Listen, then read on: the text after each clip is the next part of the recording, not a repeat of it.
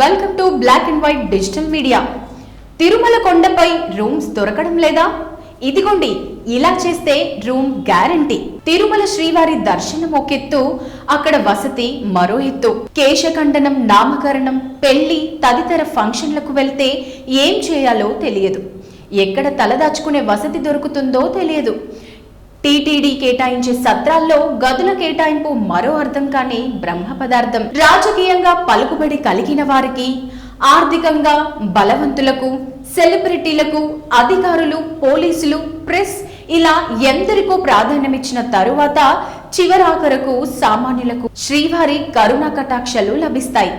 దీంతో వసతి దొరక అనేక మంది భక్తులు ఆ ఆవరణలోనే గాలికి పడుకొని ఉండే సీన్లు అనేకం. అక్కడ పలు మఠాలకు చెందిన, కులాలకు చెందిన సత్రాలున్నాయి. అవి ఆదరిస్తాయి, తలదాచుకునే చోటు చూపిస్తాయి. అయితే వాటిని కాంటాక్ట్ చేయడం ఎలా?